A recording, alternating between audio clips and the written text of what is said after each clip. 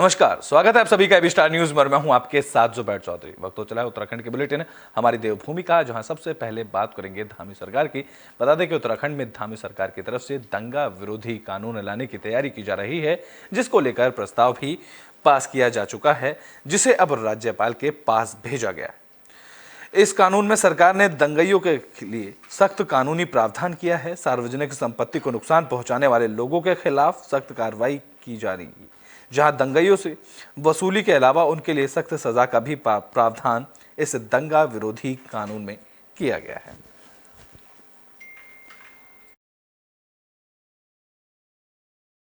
होते हैं उसमें किसी सरकारी संपत्ति को या किसी निजी संपत्ति को अगर नुकसान किया जाता है तो चूंकि इसमें एफआईआर तो दर्ज होती है इस तरह के मामलों में, तो वहाँ के जो लोकल सर्किल अफसर हैं वो एक रिपोर्ट भेजेंगे उसमें जिलाधिकारी के पास, और वहाँ से जो एक उसके बाद एक क्लेम ट्रिब्यूनल का गठन किया जाएगा, जिसकी अध्यक्षता कोई रिटायर्ड डिस्ट्रिक्ट जज करेंगे।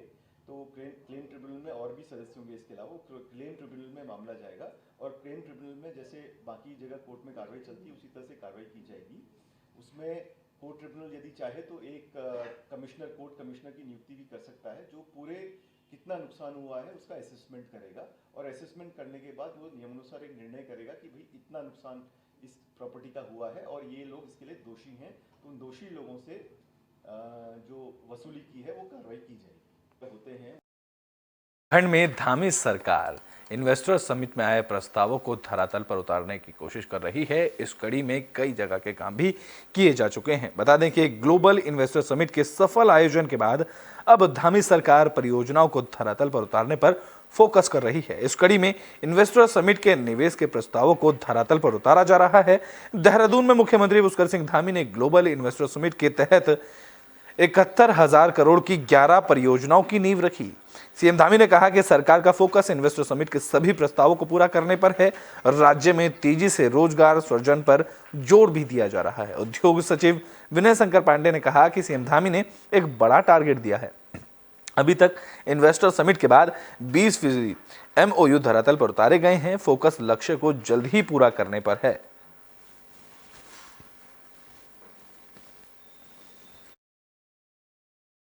सबसे पहले तो हमारे राज्य के अंदर जो हमारे उद्योग समूह के लोग हैं, उद्योगों के प्रतिनिधि हैं, उद्योग समाज समूह चलाने वाले हमारे संस्थान हैं, उन सभी का मैं धन्यवाद करना चाहता हूँ कि उन्होंने हमारे ब्रांड एम्बेसडर के रूप में काम किया।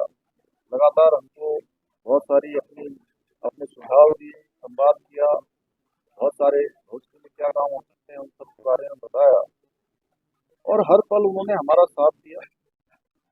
फिर मैं माननीय प्रधानमंत्री जी का भी उत्तराखंड की देवभूमि जनता की ओर से धन्यवाद करना चाहता हूँ कि उन्होंने पूरे इन्वेस्टर समिट से लेकर कैसे उद्योग निवेश यहाँ बढ़ाया जा सकता है, किस प्रकार से यहाँ पर वेडिंग डेस्टिनेशन होना चाहिए, उसकी परिकल्पना देश दुनिया के सामने उत्तराखंड के लिए रखी।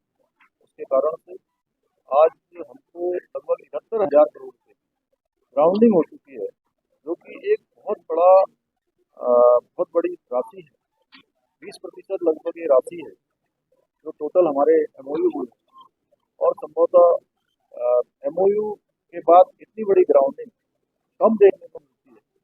देखिए, ये प्रत्यक्षम किम प्रमाणम आपको पता है, ये हमारी ग्लोबल इन्वेस्टर समिट का जो मेन इवेंट हुआ था वो 8 दिसंबर को हुआ था। और जैसा कि आप लोगों को पहले से पता है कि मुख्यमंत्री जी का शुरू से निर्देश रहा है कि एमओयू से ज़्यादा हमें ग्राउंडिंग पर फोकस करना है, उसको टारगेट करना है। यही कारण था कि जब माननीय प्रधानमंत्री जी का आगमन हुआ था तो उस समय तक हम 44,000 करोड़ की ग्राउंडिंग कर चुके थे, और अभी 3 महीना भी नहीं हुआ, हमने 27,000 करोड़ के प्रपोजल्स को और बात कर लेते हैं धामी सरकार के बांटे गए नियुक्ति पत्रों की। बता दें कि धामी सरकार की तरफ से युवाओं को 3,000 युवाओं को नियुक्ति पत्र बांटे गए हैं। तो उत्तराखंड में युवाओं को रोजगार मुहैया कराने के लिए राज्य सरकार लगातार ठोस पहल कर रही है। इस कड़ी में सरकार ने तेजी से रोजगार सृजन की दिशा में काम करना शुरू कर दिया है।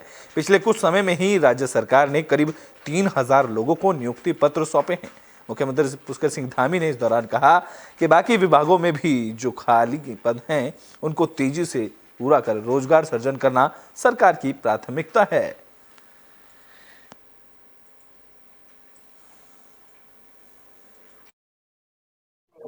हमारी प्राथमिकता है, हमारे आदरणीय प्रधानमंत्री नरेंद्र मोदी जी के नेतृत्व में पूरे देश के अंदर 10 लाख लोगों को जो रोजगार देने का संकल्प लिया गया है, उसी के तहत उत्तराखंड में विभिन्न विभिन्न विभागों में हमने नियुक्तियां की हैं। जो कैलेंडर हमने जारी किया था, वो कैलेंडर हमारा पूरी तरह से उसका जो एक कैलेंडर का जो भी उसका टाइम टेबल था, वो पूरी तरह से उसका पालन किया गया है। और भी जो नियुक्तियां हमारी होंगी, जो भी रिक्तियां हैं, उन बीजेपी के राष्ट्रीय अध्यक्ष जेपी नड्डा 9 मार्च से 10 मार्च को उत्तराखंड दौरे पर रहेंगे, जिसको लेकर जोरों शोरों पर तैयारियां की जा रही हैं। तो बीजेपी के राष्ट्रीय अध्यक्ष जेपी नड्डा 2 मार्च को उत्तराखंड दौरे पर आने वाले थे, लेकिन दिल्ली में लोकसभा चुनाव की तैयारी की वजह से उनका दौरा स्थगित हो गया था। अब जेपी नड्डा को हल्द्वानी, हरिद्वार और देहरादून में 3 बड़े राजनीतिक कार्यक्रमों में शामिल होना था और पार्टी ने उनके दौरे को लेकर तैयारियां भी शुरू कर ली थी। अब खबर है कि 9 से 10 मार्च को जेपी नड्डा उत्तराखंड के दौरे पर आएंगे, जिसे लेकर बीजेपी ने फिर से तैयारियां शुरू की हैं।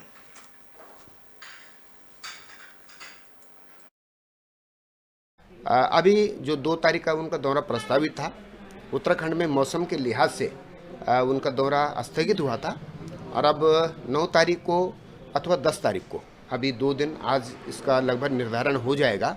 हमने आग्रह किया है कि 10 तारीख को राष्ट्रीय अध्यक्ष जी का कार्यक्रम हमको मिल जाए, तो ये संभावना है कि 9 तारीख या 10 तारीख में से एक दिन उनका काफ़ी बिजी शेड्यूल रहेगा। कुमाऊं की 2 लोकसभाओं को वो कवर करेंगे, गढ़वाल की 3 लोकसभाओं को कवर करेंगे और इसी के साथ में प्रबुद्ध वर्ग का सम्मेलन भी वो देहरादून में करेंगे। उत्तराखंड में पदक विजेता खिलाड़ियों को सरकारी नौकरी की सौगात मिलती जा रही है। इसी कड़ी में उत्तराखंड के राष्ट्रीय और अंतर्राष्ट्रीय पदक विजेता खिलाड़ियों की सरकार नौकरी की मुराद पूरी हो गई है। जहां पदक विजेता खिलाड़ियों को 6 विभागों में ग्रेड वेतनमान 2000 रुपए से लेकर ग्रेड वेतनमान 5400 तक की नौकरी में 31 खिलाड़ियों का चयन किया गया है। इस कड़ी में मंत्री रेखा आर्या ने सभी चयनित खिलाड़ियों को शुभकामनाएं दी हैं। उन्होंने सीएम धामी से इस फैसले को खेल और खिलाड़ियों के प्रति एक ऐतिहासिक कदम बताया है। रेखा आर्या ने कहा कि धामी सरकार राज्य में लगातार खेल को बढ़ावा देने और खिलाड़ियों का प्रोत्साहन करने की दिशा में काम कर रही है।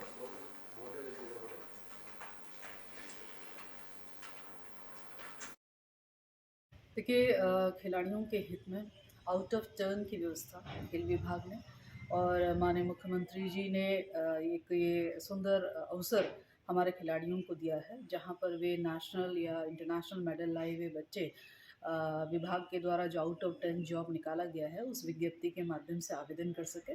और 120 लोगों के द्वारा आवेदन किया गया है, जिसमें 31 लोगों का चयन, जिसमें चीफ सेक्रेटरी की अध्यक्षता में जो कमेटी बनी है, उन्होंने उनका चयन किया है।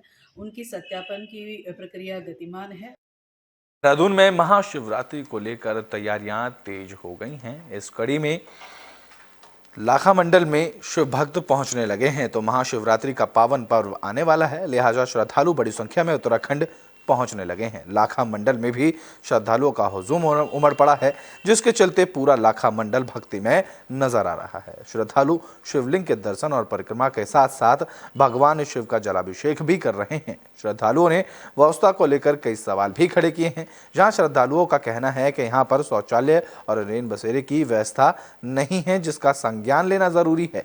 बता दें कि यहाँ पर देवता की डोली भी चली, जिसमें भक्तजनों पर देवता अवतरित होकर नाचते भी नजर आए।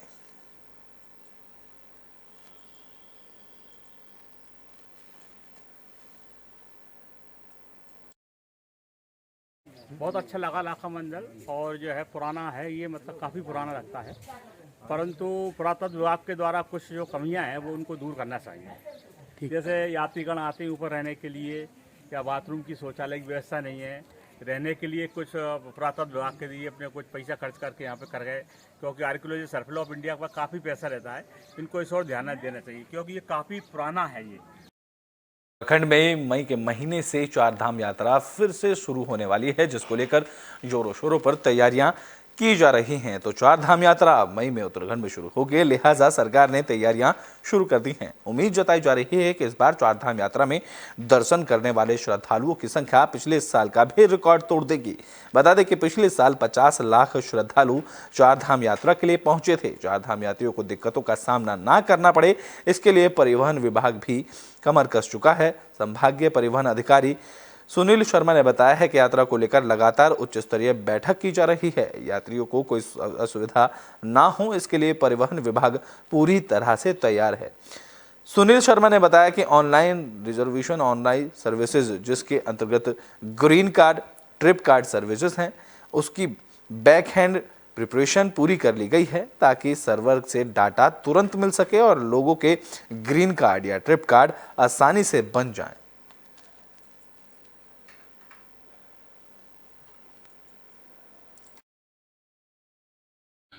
देखिए, ऐसा है कि चारधाम यात्रा 2024 के संबंध में सीएस महोदया ने भी मीटिंग ली है और उन्होंने स्पष्ट निर्देश दिया हुआ है कि इस बार की मीटिंग में, इस बार की यात्रा में किसी भी प्रकार से यात्रियों को कोई असुविधा ना हो, उसके लिए हर विभाग अपनी योजना बना ले और उस पर कार्य शुरू कर दे।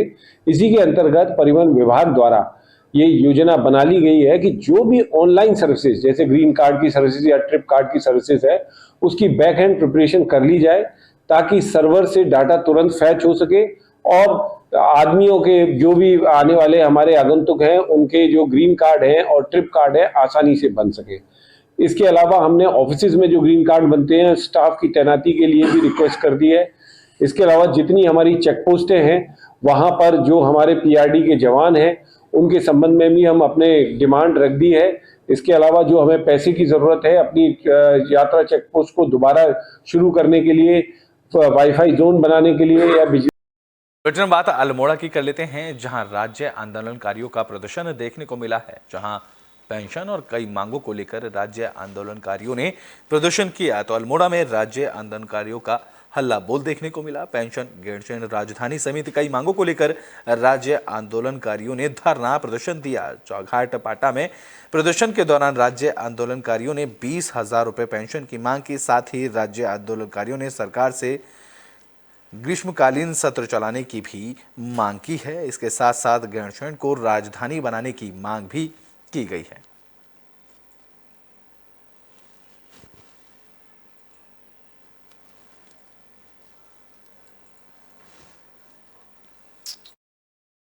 ये राज्य आंदोलनकारी जो एक दिवसीय धरना यहाँ पर दे रहे हैं, जैसा कि मुख्यमंत्री जी ने विगत वर्ष घोषणा की थी कि राज्य आंदोलनकारियों को एक समान पेंशन राज्य में दी जाएगी, वो घोषणा अभी लागू नहीं हुई है। 2-2.5 साल पहले मुख्यमंत्री जी ने घोषणा की थी कि हम राज्य आंदोलनकारियों के आश्रितों को भी पेंशन देंगे। साल भर लोगों के फार्म भरे हुए हो गए हैं, उनको पेंशन नहीं मिल पा रही है। इसके साथ ही राज्य आंदोलनकारी जो भी मांगें सरकार को भेजते हैं, उन पर सरकार पर कोई कार्रवाई नहीं होती है।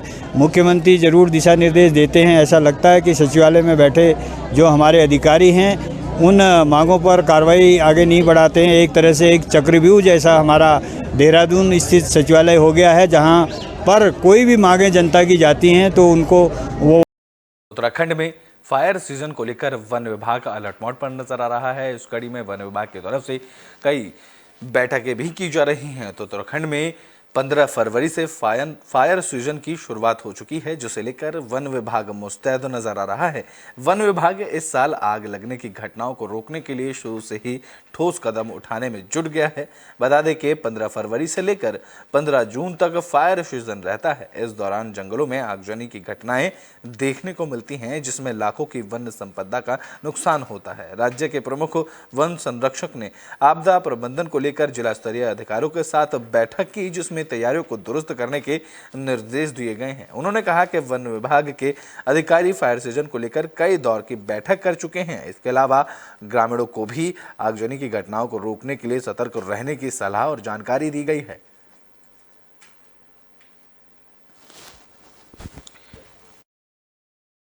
वन अग्नि से लेके हमारा जितने डिविजन्स हैं उन सबसे एक बार बैठक हो चुकी है। कभी भी फायर की कोई घटना होती है तो सबसे पहले उसका अलर्ट जो है एफएसआई के माध्यम से हमको मिलता है।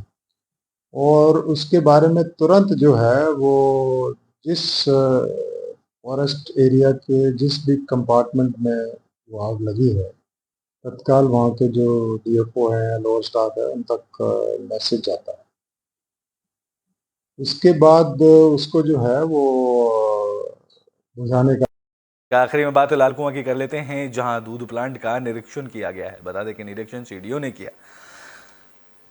तो नैनीताल में सीडीओ ने नैनीताल दूध संघ लालकुआ के प्लांट का निरीक्षण किया। इस दौरान यूसीडीएफ के प्रशासक मुकेश बोरा और जीएम निर्भय नारायण सिंह भी उनके साथ मौजूद रहे, जहां राष्ट्रीय डेयरी विकास योजना के तहत दूध की गुणवत्ता की जांच के लिए करीब 85 लाख की लागत से बनाई गई FT1 मिल्क एनालाइजर मशीन का भी निरीक्षण किया गया। इसके अलावा आंचल और लिंचिंग समेत कई प्लांटों और लैब का भी निरीक्षण किया गया। साथ ही सीडीओ ने दूध, दही, मक्खन, पनीर और घी उत्पादन के संयंत्र देखे और तारीफ भी की। बता दें कि नैनीताल दूध संघ परिसर में 85 करोड़ की लागत से दूध का अत्याधुनिक प्लांट बनाया जा रहा है। सरकार ने 10 करोड़ की राशि स्वीकृत की है और पहली किस्त के तौर पर 5 करोड़ रुपए जारी भी कर दिए गए हैं।